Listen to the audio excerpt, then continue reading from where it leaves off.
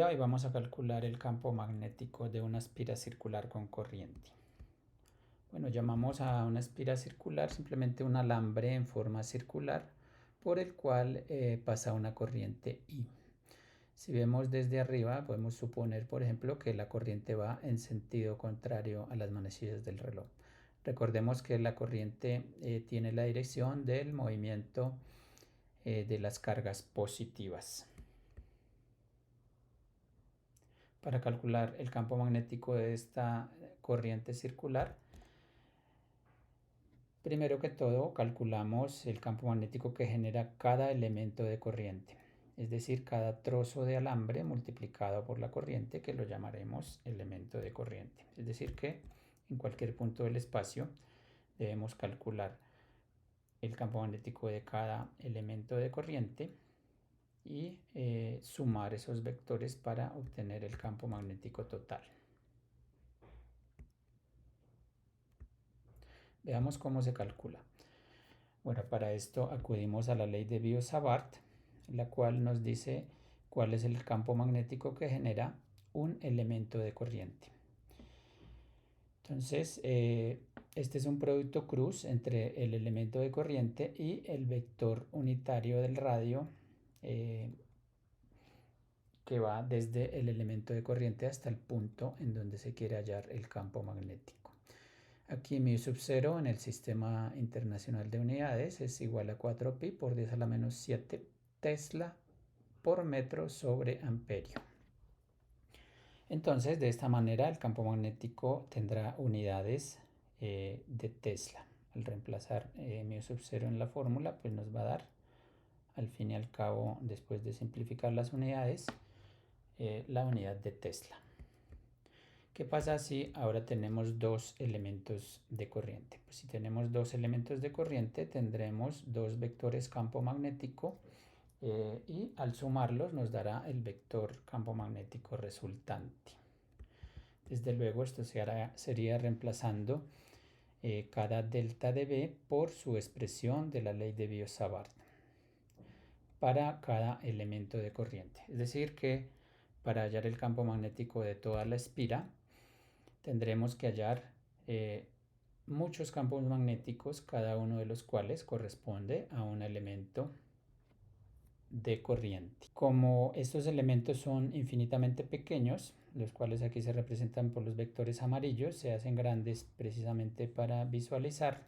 Entonces cada uno de ellos va a generar una porción o un campo magnético delta de B. Como tenemos los elementos muy pequeños, pues se obtiene una suma infinita para dar con toda la espira. Es decir, que matemáticamente esto corresponde a la integral. El campo magnético total es la integral de todos los dB. Reemplazando dB por la expresión de Biot-Savart, obtenemos la integral de μ sub 0 sobre 4pi y de L cruz R sobre R cuadrado. Si lo miramos desde arriba el ejercicio, podemos ver que el campo magnético o los campos magnéticos de cada dl pues están de forma asimétrica en un punto arbitrario. Estos son los vectores en color rojo. Porque cualquier punto en el espacio pues va a tener infinidad de vectores dB y la suma de todos esos vectores nos va a dar el campo magnético total. Entonces el campo magnético en general pues básicamente son tres integrales, cada una de las cuales está en cada coordenada correspondiente. Sin embargo, podemos tomar un punto más simétrico, por ejemplo, si calculamos el campo magnético en el eje Z. Si calculamos el campo magnético en el eje Z, en el eje X y el eje Y o en el plano XY hay una cierta simetría. Es decir, que las componentes tienen una componente positiva y una componente negativa de igual magnitud. Entonces al integrar, como la integral es una suma infinitesimal, pues al integrar estas componentes se van a autoeliminar. Y así la integral prácticamente en X se anula. Y lo mismo sucede en Y. En Z no sucede lo mismo porque en Z los campos magnéticos o las componentes en Z van a estar en una sola dirección. Por lo tanto, el campo magnético resultante solo va a estar en dirección de Z. Esto lo podemos ver desde otra perspectiva y vemos que los vectores dB van a estar solamente hacia arriba. No tenemos vectores hacia abajo en el sentido negativo de Z. Por lo tanto, no se anula la integral. En conclusión, el campo magnético está en Z. Reemplazamos su expresión dBz por la componente correspondiente que no se autoelimina, es decir, dB por el cosenos de teta, en donde teta es el ángulo entre dB y el eje Z. Entonces aquí tenemos el campo resultante sobre el eje Z y que va a estar de acuerdo a esta expresión.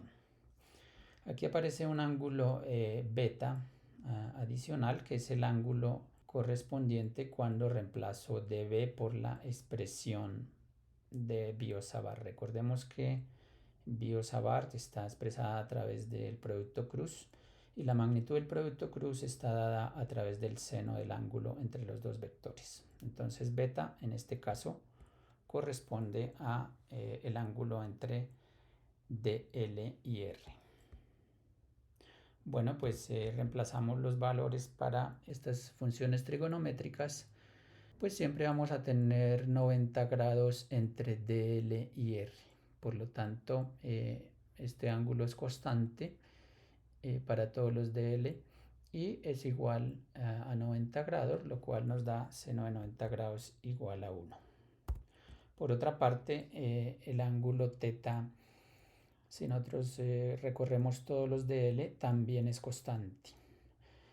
Este ángulo es el ángulo entre DB y el eje Z, pero ese ángulo, aquí obtenemos un triángulo similar al de abajo, por lo tanto utilizamos mejor el triángulo de abajo para expresar el cosenos de teta en función de el radio de la espira y el radio que va desde DL hasta el punto del campo magnético.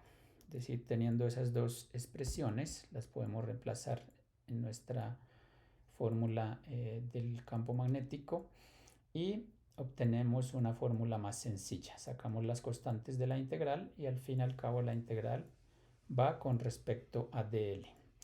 Esta integral con respecto a DL es prácticamente la suma de todos los DL, es decir, nos va a dar la longitud de la circunferencia, que es 2pi por r.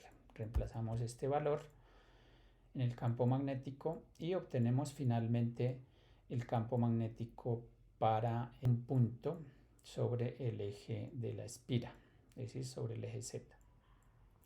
Sin embargo, R es una magnitud que a veces no la dan con facilidad. Entonces podemos convertir R minúscula en una expresión más asequible. En este caso podemos reemplazar R por el radio de la espira, por una expresión que nos da el radio de la espira y la altura del punto. Es decir, por el teorema de Pitágoras, R es la raíz cuadrada de R sub 0 cuadrado más Z cuadrado. Reemplazamos eso en nuestra fórmula final y obtenemos la expresión para hallar el campo magnético en cualquier punto del espacio que se encuentre sobre el eje o en el eje de la espira, es decir, sobre el eje Z. En el caso particular podemos poner Z igual a 0 y nos da una expresión más sencilla que nos dice cuál es el campo magnético en el centro de la espira. Verificar que si tenemos un radio de 1 metro de la espira con corriente y una corriente de 1 amperio, podemos obtener entonces un campo magnético de 2pi por 10 a la menos 7 Tesla en la dirección Z. Haciendo este procedimiento para varios puntos en el espacio, recordemos que si estamos en el eje Z, si el punto corresponde al eje Z, habrá simetría, es decir, se nos anulan dos integrales de las tres. Mientras que si tomamos otro punto que no sea simétrico, nos toca calcular las tres integrales. Calculamos el campo magnético para varios puntos estratégicos en el espacio con el objeto de dibujar el campo magnético en todo el espacio. Esto se hace a través de las líneas de fuerza. Miramos, por ejemplo, ciertos puntos en el espacio y calculamos el campo magnético allí. Haciendo este procedimiento con todos los puntos del espacio, podemos obtener una configuración del campo magnético de la espiral con corriente en el espacio. Entonces, teniendo los vectores campo en el espacio, podemos dibujar las líneas de fuerza que tienen ciertas características, como por ejemplo que no se deben cruzar, son suaves, son continuas, para el campo magnético son cerradas, es decir, que no tienen principio ni fin. Y en cada punto del espacio la línea de fuerza o el vector campo magnético es tangente a la línea de fuerza. Es interesante estudiar el campo magnético de una corriente circular porque ella es la base para estudiar otros fenómenos, por ejemplo el campo magnético de un electroimán, que básicamente está compuesto de varias espiras con corriente. También el campo magnético de un imán. Si nosotros tomamos el electrón como una partícula puntual, y por ejemplo para el átomo de hidrógeno que tiene un protonio y un electrón, el electrón podría estar girando como partícula puntual alrededor del núcleo, lo cual generaría un campo magnético similar al que se está mostrando, solo que en sentido contrario, debido a que el electrón es una partícula negativa. Y entonces así, de esta manera, estudiamos el campo magnético de una espira con corriente. Muchas gracias.